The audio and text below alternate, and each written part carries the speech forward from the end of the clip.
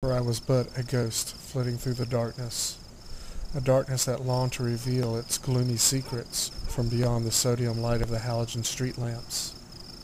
Though I moved silently, I playfully shuffled a stone, or perceptibly moved a branch every so often, to darken her soul with the urgent fear of self-preservation. Her pace quickened and her heart raced. I reveled in the dark images that ran through her panicked mind. Excitedly, I fed on their colorful richness, trying to fill the dark void of my own black soul. The spark within her spirit awakened something deep inside me, something I had lost touch with in a life long forgotten. I desperately grasped at the scarcely remembered sensation, but it was too fleeting, even for my heightened perceptiveness. I rounded a corner and cut through an L-shaped courtyard, thick with overgrown ivy and prickly weeds. My dark gift afforded me such stealth that I managed to overtake a mangy cat without the creature even noticing my approach. As my slender fingers curled around the surprised animal neck, talon-like fingernails ripped into the pungent-smelling hide, bleeding life away in one swift move, breaking skin and bone simultaneously. An exquisite warm stickiness ran in heavy rivulets over the cold flesh of my hands and my arms, but I could only afford a moment's indulgence, for my real prey lay just beyond a few feet on the other side of a rusted iron gate. I peered around the brick wall and up into the beautifulness I had stalked for weeks. I had come to know every contour of her face, from the sprig of auburn hair that jutted over her wrinkle-free forehead, to the elegant curve of her lovely neck that fell away milkily below her slender, slightly cleft chin. My carnivore eyesight saw the artery pulsing beneath the thin, soft flesh with the excited pace of her racing heart, and my body tensed as she fumbled with the keys to the heavy wooden door before her.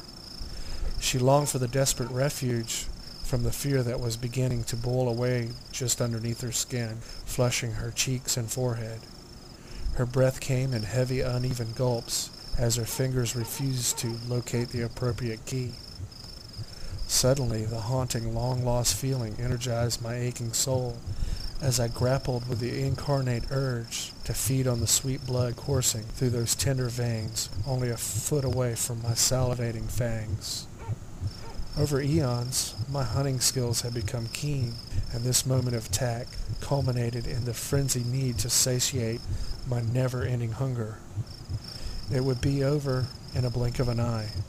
The moment came upon me. My muscles coiled, ready to spring, as the atmosphere electrified with anticipation. Then, as it happened every night since I began stalking her, the faintly familiar feeling disarmed me. As she passed beyond the threshold, my entire body felt strained and spent. I knew I would collapse in exhaustion. Then I would dexterously climb the tree outside her bedroom window and watch as she slept on the other side of the glass, convinced she was free from harm. I would linger dangerously close to dawn, endangering my own existence, thirstily drinking in the sights, smells, and emotions of her dreams. My soul yearned to understand the alien sensations emanating from her slumbering soul. The chase continued almost every night for several years, and the odd sensation always stayed my hand at the point of attack. When dusk came, I risked hunting while the sky was still a blazing flame, so that later in the evening my hunger would not impede the sensations I felt from her hapless, sleeping soul. I felt no remorse or guilt, for I was unable. As is the nature with my kind, we move through ages and countless generations, unchanged and primal. As the human world evolves around us, the mystique slowly seeps from each age, leaving us as its only tenants, moving unnoticed amongst mankind. The lonely souls distracted by petty concerns and lofty ambitions, always unaware of our presence. We have faded into folklore and legend, only to be remembered through romantic tales every so often. Thus the inevitable day came when the chase lost its fascination for me, just as the human world lost its own enchantment with my own kind. As I crouched in the alleyway looking up into the face that once awed me with its beauty, I saw that years of age had passed unnoticed to me. The sprig of auburn hair had turned gray, and the forehead was no longer soft with glowing skin. My eyes moved over her face with indifference until I focused upon her once smooth neck. The wrinkled skin was transparent, and the artery underneath glowed red, triggering the carnal impulse to pounce without inhibition. Sharp fangs pierced her neck, and hot sweet blood funneled into my eagerly gulping mouth. Within that moment our souls connected and our hearts beat as one.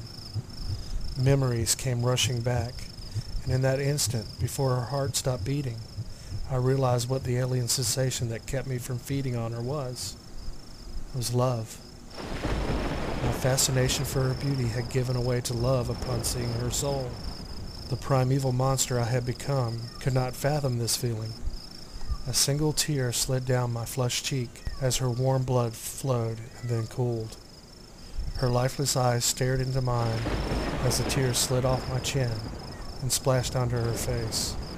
Her blood with veins suddenly became as cold as my soul.